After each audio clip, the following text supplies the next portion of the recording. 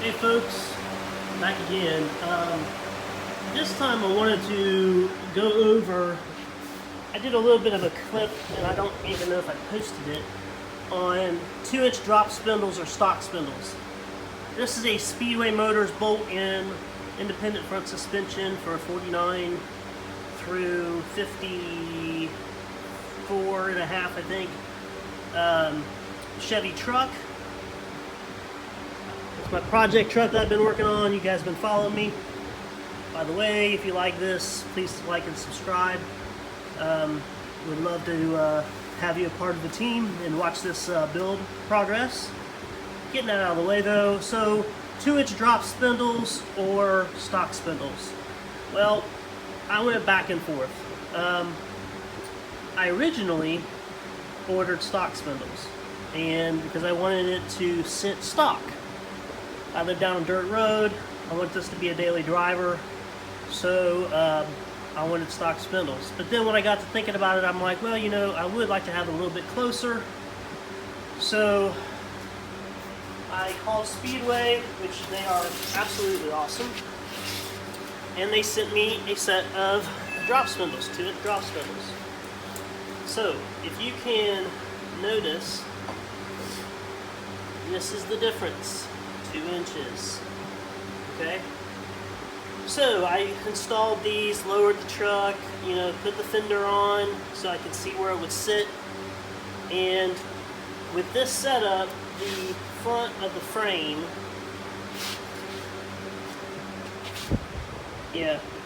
the front of the frame was 6 inches off the ground, which, if you want that look, is perfect.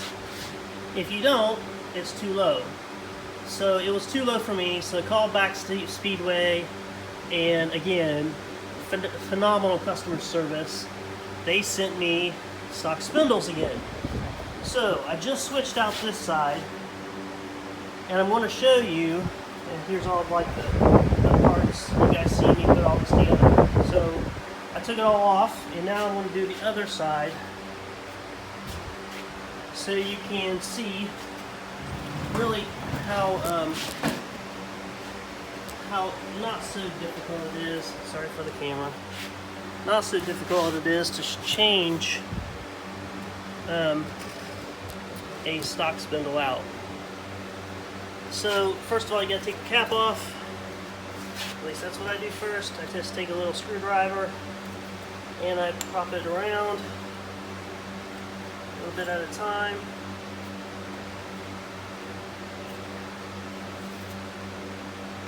Try not to pry, but what I do is I just I twist the I twist the screwdriver just a little bit. You can see it's starting to come off.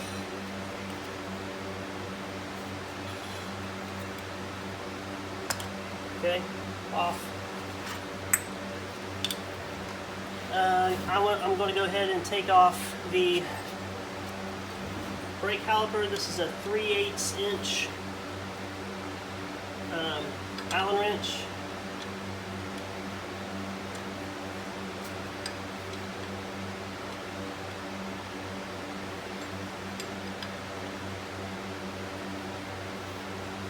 Nothing exciting here.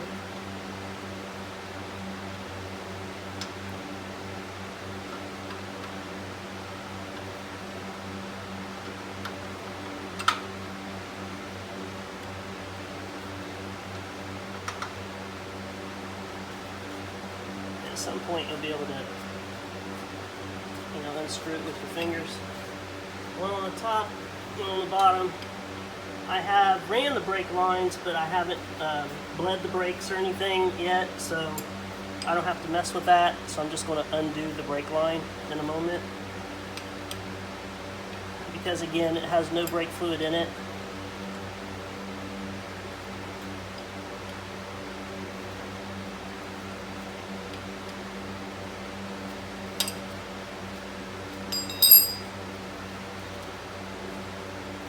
Okay, I got both of those loose. So now I'm going to take the banjo off. The banjo is a 5/8 nut. I'm not purposely doing this fast, but it's really not terribly difficult to do.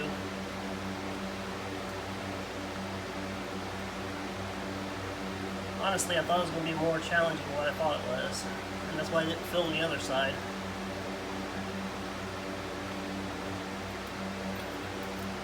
Alright, so just be careful with your banjo nut and your washer there.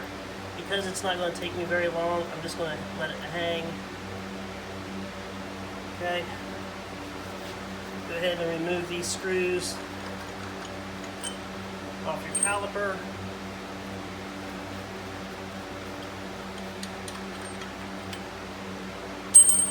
Be careful when you're taking it off that you don't drop the brake pads.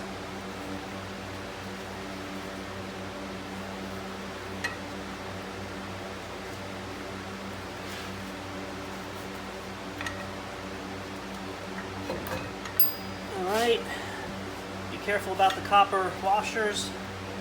They go in between your caliper and your nuts. I painted those up, so I'm just kind of putting them over there real nice and easy. Alright, so now we're at the castle nut. Bring around your cotter pin.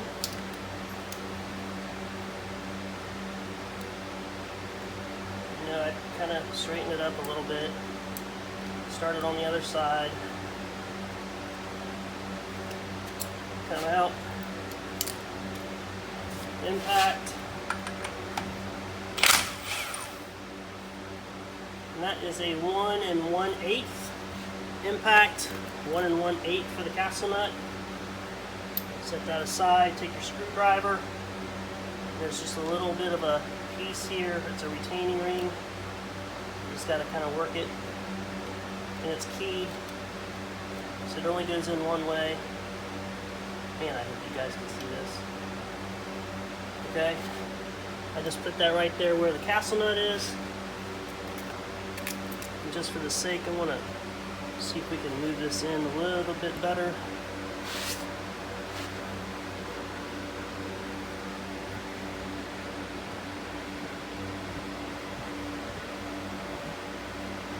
Okay. Alright, once that's done, you've got a bearing, outside bearing here. Make sure it doesn't drop off when you pull the disc off, because it will. And it should just slide right off, just like so. Okay, here's your other side. All greased up. Here's that little bearing race. Okay? Don't let that fall, just kind of keep it in place. And I just gently lay it over here out of the way. Alright, so this is your brake caliper bracket. I go ahead and take it off just because it's easier being held on the truck than it is to be on a bench. So these, they're two different sizes. The top one is a 3/4. And typically I'll use an extension because I don't want to rub against this.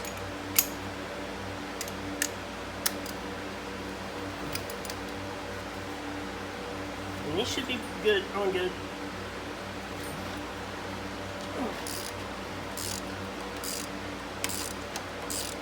And what I'll do is I'll just basically start it and I'll go down to the other one because I want to keep this one in. The other one is a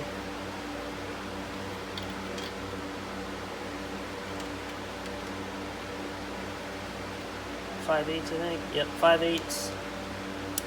It goes in. It's right here. It just goes in straight from the back. And I don't use an extension for this because I can't. I don't have enough room.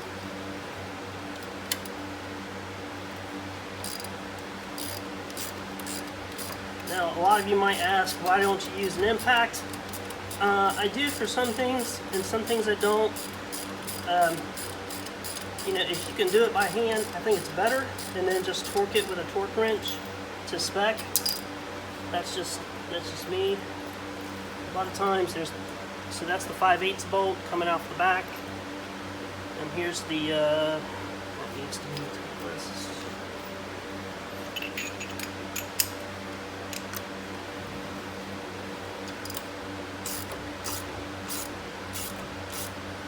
just impacts can really damage nuts, nut heads, bolt heads rather. Sorry, I think I called something else a nut earlier. It was actually a bolt. Alright, so now you got your bracket off. Set that off to the side. Alright, so now what's left is you've got 3 castle nuts. Move this a little bit. You got one down here on your lower arm, one up here on your upper arm, and you have one on the rack and pinion steering right here. So rack and pinion, lower arm, lower control arm, upper control arm. That's what's holding the spindle on. Okay. So I leave the rack and pinion on so the spindle won't spin on me as I'm working on it. I might loosen it, but I'm going to leave it on there. And you'll see what I'm talking about here in a minute. So before I do anything with the spindle, I'm going to loosen these 2 bolts, okay? Because that's going to make the upper control arm move and be free, so it doesn't snap and and fly off on me or anything like that. So it gives it some play to where I can loosen these 2 nuts really, and not have any sign of danger or anything flying off at me. Hope that makes sense. Let me just go about right there. Hopefully you can see it. All right. So up here, these are 3/4 inch. I'm not taking them off, I'm just loosening them. And you'll see it. It'll start coming my way as I loosen it. And all this is going to have to be adjusted anyway when I do the alignment or have the alignment done, because I'm not doing it. But now you can see it's loose. Okay, so now I got play. Alright, so you got 3 cotter pins in these castle nuts. And I purposely did not bend these around. I did on the other side originally, but I did not on this side when I installed it, because I was going back and forth between stock spindles or 2-inch drop spindles. So you typically, curl these cotter pins around, but I didn't purposefully again. So take the cotter pins out. You can do it one at a time or not. These castle nuts, the lower control arm and the upper control arm, are 3/4 inch. Okay.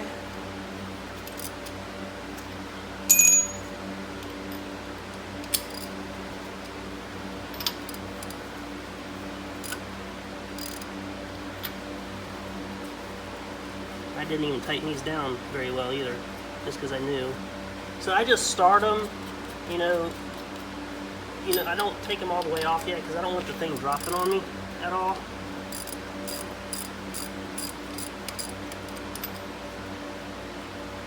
Okay, and as you can see, I've got those, and there's no snapping or anything back. Castle nut, or the castle nut on the rack and pinion. So what I found is that I'm going to move this over here. Make sure you all can see it. Is when I'm taking this castle nut off, this is really the rack and pinion. You won't mess with the screwing in and out of the rack and pinion, but what it does is it just drops out. See? Which then makes it easy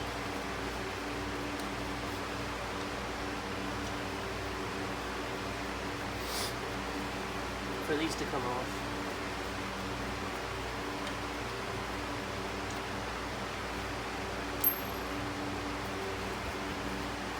And then all you have to do is just, lift it up and over.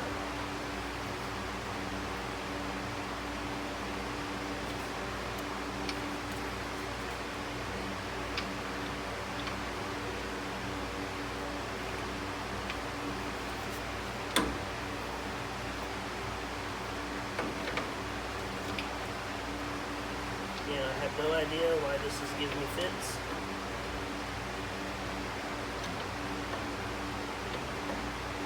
So what I'll do is I'll put it back on the lower arm. So again, it won't fall on me or anything. And it's just due to the angle, I'm thinking. So you gotta kind of move it in.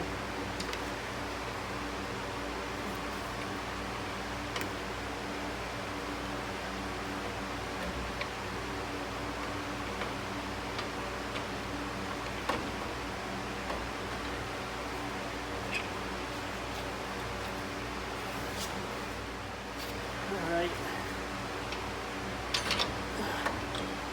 There she goes. Okay, and there's a rubber boot that sits on there. And that's the removal of the 2-inch drop spindle. So I set it off to the side.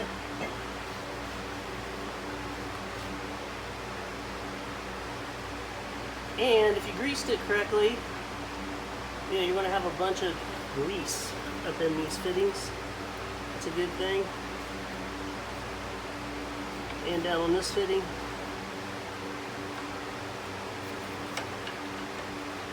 Right?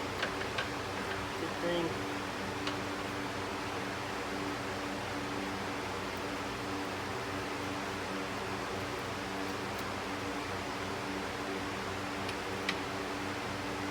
And that boot's not going to stay on there, but in any case, you know what it looks like. Okay, so here's the stock spindle.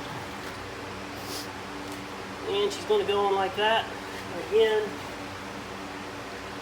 this one was like this one was like that. And if you put them up, there's a 2-inch difference. Alright, so this is basically pretty simple. Just putting it back the way you got it. Slide it onto the bottom. Slide it onto the top.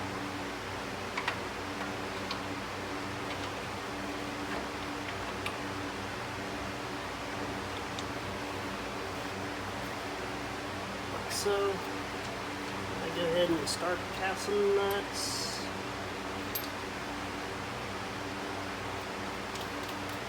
Yes, I did paint these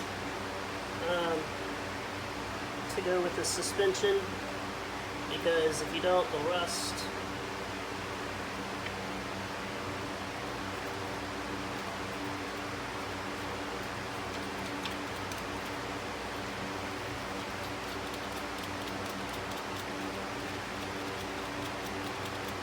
Okay, then your rack and pinion should slide right up in easily. Screw it down.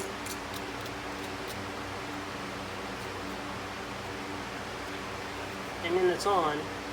Okay, so then you're assembling back everything. You know, you'll start with your caliper bracket. Make sure you use Loctite on these things. Just for added assurance. Should go like that. I use Loctite 272. They all, well, not all of them, but most of them work the same. They ain't gonna come out. Notice that my spindle I actually am protecting at all times. I don't want that thing to get boogered up. So what I do is I will start the bottom one first, which remember is the smaller of the two. It's a 5/8 maybe, if I remember correctly.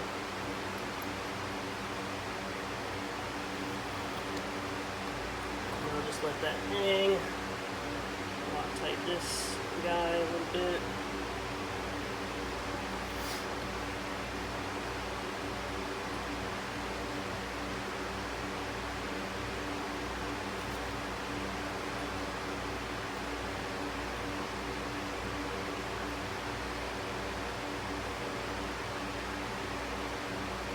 And once you get started, you know, then you can start tightening them up.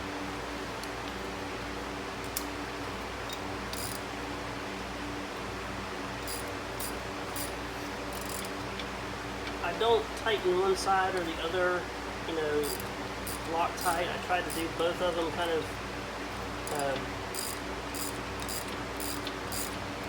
like I'll get this one down and then I'll, you know, tighten the other one down, but I won't torque them until both of them are seated.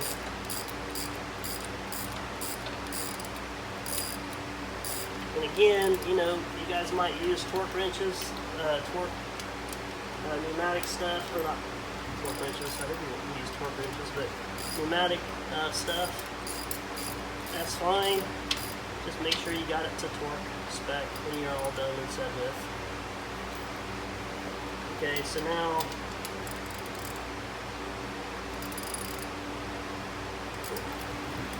I will check these with the torque, but I'm just getting them, you know, a little overhand tight at the moment. About like that. Okay, so from here you would put the, you would tighten these and torque these down to spec.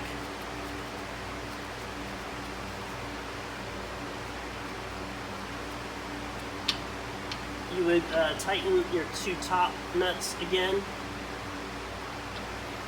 and then you put your cotter pins on, and then you would reassemble everything as we took it off.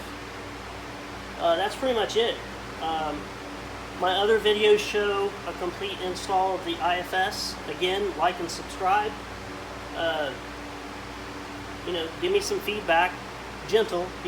I've never done this stuff before, so this is all a learning experience for me too. So until next time.